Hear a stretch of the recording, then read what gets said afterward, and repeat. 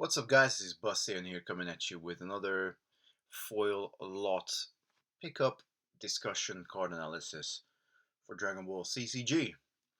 Um, so, those of you who play, or even those of you who collect, you obviously know that it's becoming more and more difficult to find cards for Dragon Ball CCG. So, I thought I'm going to actually take this opportunity and share one of my recent foil pickups with you guys. I was very lucky to run into somebody who was selling a number of different foils. And of course, for me, uh, I want to foil out the decks that I have, or at least a few of them, my favorite ones for sure. So these cards will all be going into various decks that I have, hoping to one day may be able to foil them out. So without any further ado, let's look at the lot. We'll start with characters, and then we'll look at techniques, and we have one event in this lot as well. So let's start with zero drops. Managed to pick up one foil King Cold. I absolutely adore this card. I think it is the backbone of most decks that run Alien or blue color. Well, just Alien. Because he is a searcher, gets you a Frieza or a Cooler, but you ideally want to get the turn 2 Frieza with this guy, so you set up turn 2 as well for yourself. And even if you need to go and defend, that's fine. You can run the 1-drop Nappa, which has a 4 power, and then you can drop the turn 2 Frieza, and then you still have 7 power on the field by turn 2. Even if you have to defend the first turn with King Cold, so your opponent is not going to discard the freshly surged Frieza from the top of your deck. And besides that, obviously that built-in valid ability to be able to heal a Frieza or a Cooler is really good too, because when he's injured, he's obviously a 0-0, but he still has some utility left on it. So I like King Cold. I think for those of you who watch my deck profiles, I really struggle to build any alien deck without the King Cold and turn 2 Frieza combo, because it just makes sense. It makes a lot of sense.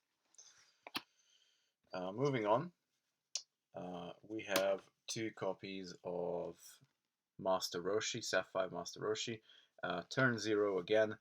I genuinely believe that this is one of the best zero drops, for reasons I have already detailed in many of my videos. But first of all, the double chi, well, not double chi, but you can get either Earth or Super of this guy if it goes into your chi. It is a 2-2, which on the surface doesn't look great, but you can spend 1 chi, any chi, to make Master Roshi a 3-1. And he also has backup, so if you charge him on your first turn and you got no zero drop in your hand, et voila, you just now got your turn 0 Master Roshi to play. And the important thing about him being a 2-2 is that in this game, it's so important that you got the right amount of support. It's all about maths, right? You need to have a beefy lead warrior, and you need to have warriors behind that lead warrior that will give enough support value to make your team big enough. So whilst Master Roshi, for maybe a turn or two, yes, you do need to spend a little bit of chi on that, but he can be a very good front guy. Later on in the game, he doesn't lose utility because he's got that 2 support value there. So I think Master Roshi is definitely, if not the best, certainly in the top 3 zero drops in the game. Next one, I have just mentioned this guy with King Cold, the again set 5 Nappa. Um, Probably, well, it's definitely the best 1-drop in Alien, but also one of the best 1-drops in the entire game. There's only really a handful of 1-drops. It's this guy. Um, you have Yajirobe from Set 5 as well, which has a 4 attack. And Yajirobe is really good too as a 1-drop. And I think Pilav's Machine from Set 1 is another one that's really good when it comes to 1-drop and has very serious stats. But Pilav's Machine is difficult to drop. and difficult to run. So Nappa is particularly good and shines particularly well because he will give you the ability to pick him up very, very early game with that backup ability, which is just so good. It's such a good keyword. And the fact that when he comes into play, he gives a permanent -1/-1 coin to one of the warriors your opponent controls with a turn cost of 1 or less, which means he, in essence, comes down as a 4/0, but is also going to make one of your opponent's guys definitely 1 strength lower. So he could almost be a 5/0 if you can drop him turn 1, of course. Or, well, even in consecutive turns, your opponent is likely going to have maybe a support guy that they dropped on turn 0 or turn 1. So Nappa's always going to be able to do something about that. Another cool thing about Nappa is you can go ahead and just defend with Nappa. Nappa dies, not a big deal, goes into your chi. You can back him up. So, Nappa's kind of like the ghost Nappa from a bridge that you can keep respawning this Nappa. And every time you do that, you of course get the -1/-1 coin to do some good value for him. So yeah, definitely the King Cold and a Nappa. There we going into my Ginyu Force deck, and Roshi's gonna go into. I have either will go into the Patara Fusion build or it will go into the Majin Vegeta deck that I have. Then we have Drum. This is gonna go into my Namekian Evil Tribe deck. Drum is a fantastic card because he is Evil Tribe, he has backup, and he also gets to spin your deck a little bit. So hopefully you see some more cards early in the game. And again, a 2/2. That 2 support is what really matters on this guy. That 2 support right there. And again, it's a 1-drop, very good supporter. Kogu. Thank goodness I have got this final third foil Kogu I needed. This is going to go into my not so secret Bojack's Gang deck. What hasn't been said about Bojack's Gang? It is just broken. And then getting a bit more of a support for my androids, 2 more foil Geros. I think I only have the 1 at this point in time. Well, now I got the 3. And anytime and every time somebody thinks about building any villain deck, your high level beaters will be androids, and Gero's gonna get that for you. So not only will he get that for you, but again, he allows you to heal one of the android warriors you have in play. Mind you, a little bit more costly than what King Cole does, but the fact that you can straight up get the search card into your hand by discarding a card is fantastic. And again, it's these little combos where like Dirty Trick starts to shine. Obviously, one of my favorite, if not my favorite technique in the entire game, because you can discard Dirty Trick, you can still play from your discard pile, so you get some value there anyway. And again, Jero is one of those cards where you just get everything. You got Android, you got Red Ribbon, you got Search Engine, you get a great supporter. So again, set 5 cards, extremely overpowered. Believe it or not, I do have a Machine Mutant deck as well, because why not? And I kind of always felt like Super 17 really should be more in a Machine Mutant deck than in an Android deck. So, and that also allows me to run the regular set 1 Android 17, which I think it's just so overlooked. It's like, we talk about not having too many draw engines in the game, but then you look at Android 17 from set 1, and it's, every time you get a victory, an outstanding victory with that guy in the team, you draw a card, so that's fantastic. Anyway, Machine Mutants. Rildo is a linchpin card in that particular deck because, again, you get a very good early play beater of 5/1 on turn 3, which is fantastic, with an inbuilt heal ability, which is always good because that means that you can basically run less other potential cards that you would use for healing. I mean, you look at pretty much all the healing cards, I think, beside Sucking Blood, which is, of course, villain. You have Senzu Bean, you got Regeneration of Lost Limbs. Both of those cards can be played in any deck because they haven't got a specific chi requirement.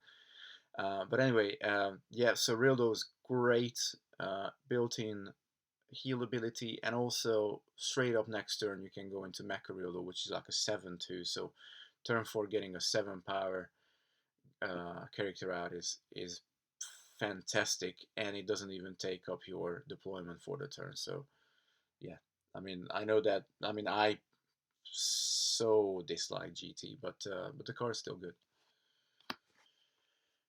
Okay, next one we have the set 3 turn 3 TN.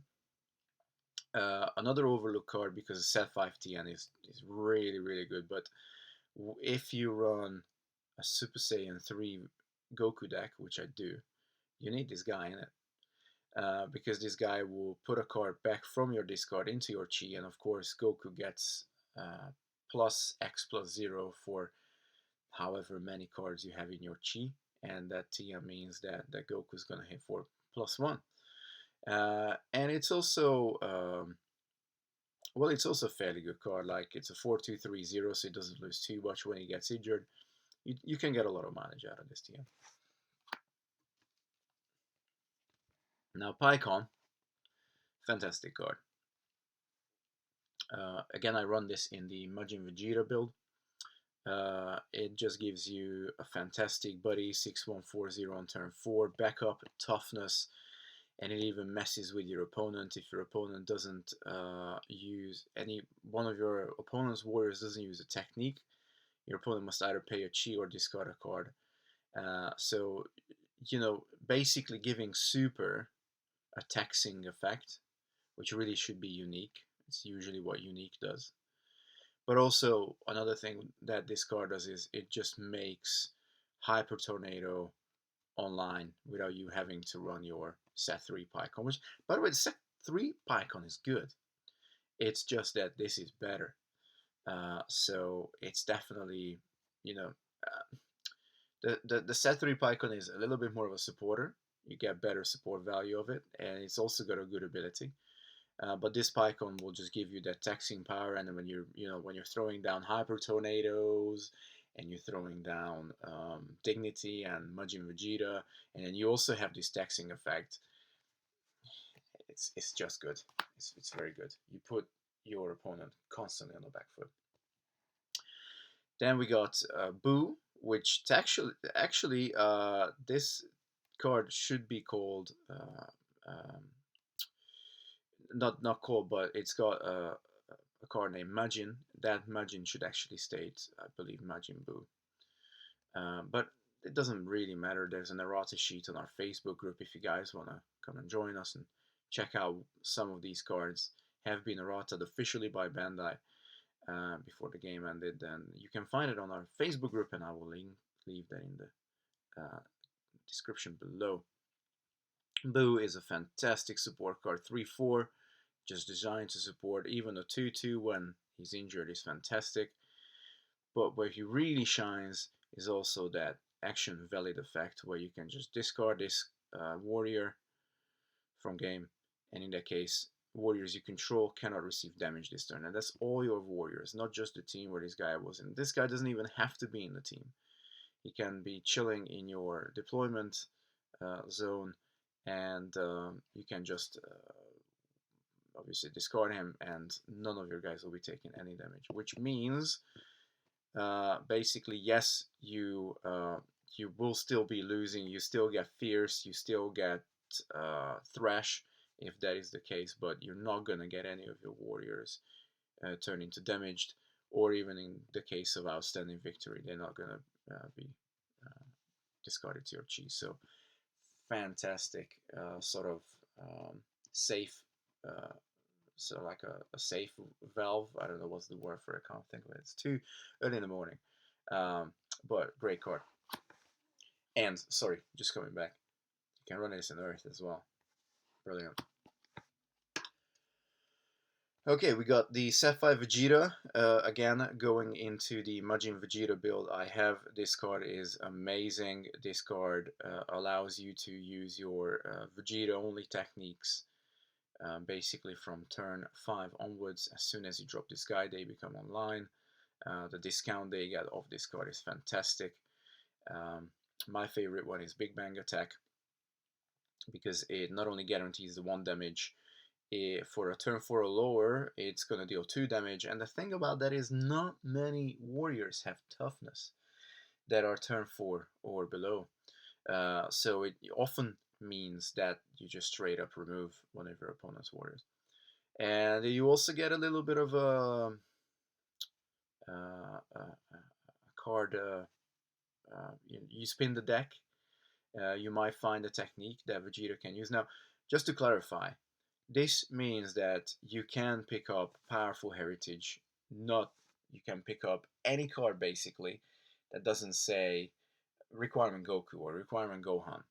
If it says requirement Vegeta, Vegeta can use it, fine. If it is a technique that doesn't have any requirement, Vegeta can use it, so you can pick it up.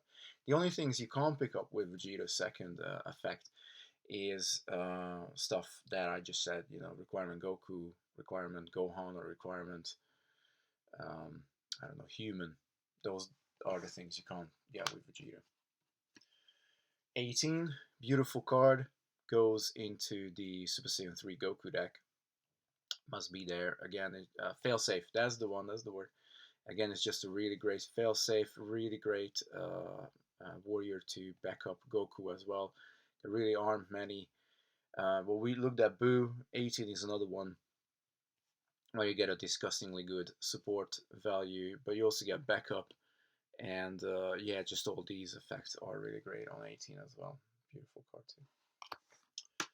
And our last warrior is the Set 3 Piccolo, and there's a constant contention, and this is good, that the turn 5, the Set 5 and the Set 3 Piccolo are basically evenly powered. Whilst the Set 3 Piccolo, which we're looking at right now, doesn't have the fancy when you win you discard a card from your opponent's hand, it does have a much better support stat. 7-4-0-4 when injured. This guy's always going to give you a 4 support, and we just talked about how scarce the cards are that give you 4 support. Why is this Piccolo particularly good? Because you can evolve it for free of Piccolo Jr. on turn 4. So you can skip 2 turns with this card and get a 7-4-0-4 online with toughness. So that's fantastic. If you just want raw power, Piccolo's the way. If you want to be a little bit more tricky, you need the Set 5 Piccolo to discard cards for your opponent's hand. Hopefully. Moving on to techniques. Arm stretch. And this will go into my Namekian Tribe deck. Of course, arm stretch is fantastic. Definitely my top 5 favorite techniques of the game. If you have a Namekian in play, when you play arm stretch, you can search your deck for another arm stretch and put it in your hand, which means you can, if you have a Namekian, if you have Old Kai, and an arm stretch that you can play, you can have this constant loop of play the arm stretch, goes into your chi. If you pay with another arm stretch that goes into your discard, you can always have one arm stretch to search for in your deck, one in your discard, and one that you're gonna play, and then it goes into your chi. But you need to have an Namekian and you need to have an Old Kai for that. If you can establish this little circle quick enough, then every single turn you can have an arm stretch, and the effect of arm stretch is just so good. Not only does it potentially replace itself, but negate target warrior's effect text and special abilities until the end of turn. The target's power cannot be changed this turn. On the surface, it just says you basically pretty much shut down one of your opponent's warriors.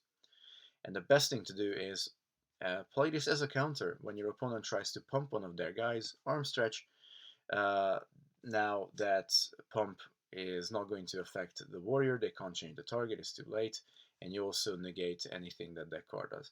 But you can also use this in some cases for one of your own warriors if you're not too fussy about losing the effect text and abilities. You can actually stop your opponent to use a Hell Flash. a -5/-5 on one of your warriors, or a dirty trick, or the uh, the unique card which gives you -2/-0 or -0/-2 from set 1. So good. And then we got a burning attack.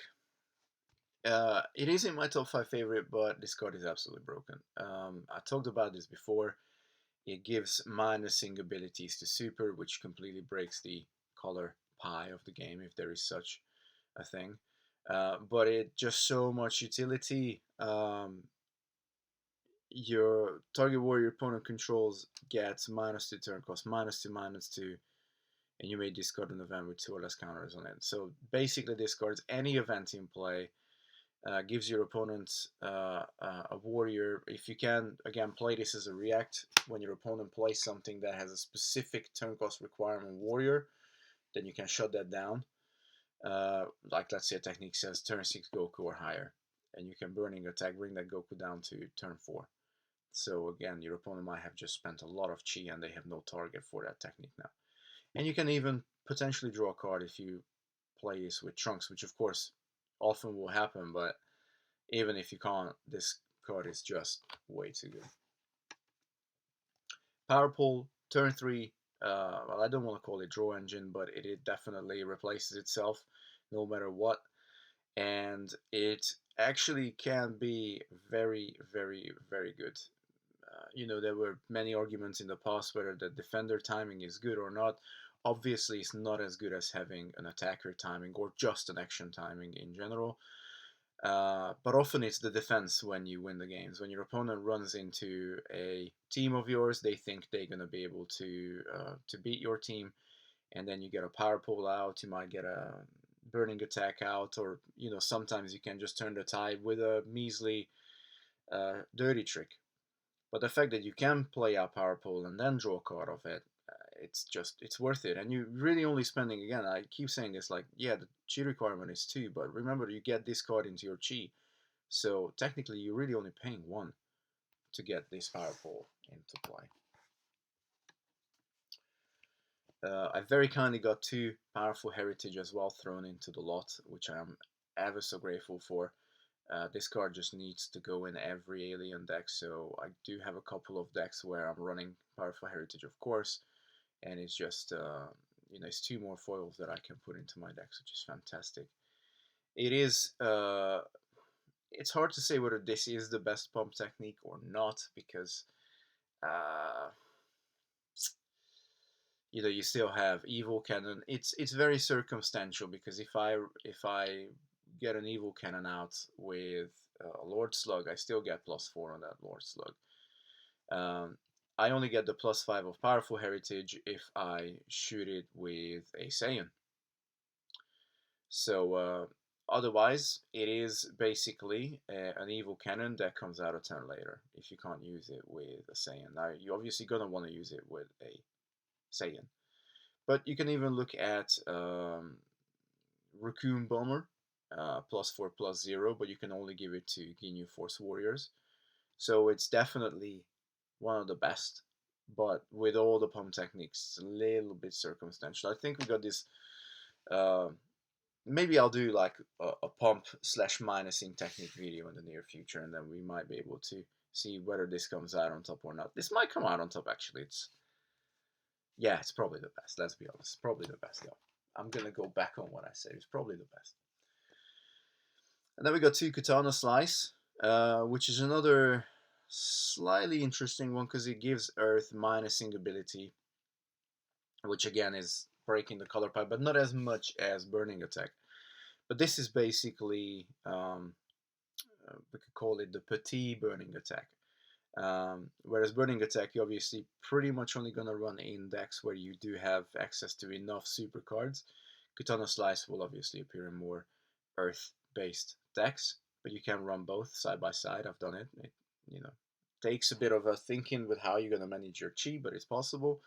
Nevertheless, if you're new to the game, stick with mono decks until you figure out how to manage your chi, because that's one of the big key things to this game. So what do we get with Katana Slice? We get the ability to target warrior opponent controls gets -2/-2 and negate its effect text and special abilities until the end of turn. So it gives us kind of a mixture between burning attack and arm stretch. And then you can discard an event card with a turn cost less than or equal to the number of warriors you control. So whilst you get better event removal with burning attack, you do basically get the effects of arm stretch with a -2/-2 on your opponent's card as well. So arm stretch is just, again, just such a fantastic utility card, and it does so many things. Set 5. Um, Getting towards the end, we got Evil Force Organized, or Evil Tribe Gangbang. This is absolutely broken. Even in the set 5 format, this set 1 card still shines. Going straight into my Evil Tribe Namekian deck. You can just basically bring a card back from your discard into one of your teams, completely not caring about the 3 warrior in a team restriction, and it actually stays like that until your next organize phase, which will be after your opponent's turn. So you can have a massive team for a turn to attack with and a turn to defend with, as long as you got King Piccolo out with a Dragon Ball and you got something beefy to bring back from your discard. I often tend to bring back Lord Slug or bring back like a big Piccolo, like a grown Piccolo, adult Piccolo, and just whack it into one of the team's attack or the support, and just crash your opponent basically. Has to be used by King Piccolo. That's like, so you couldn't search this card with that set 5 Vegeta, just as an example. Hyper Tornado, basically probably one of the most straightforward removals in the game.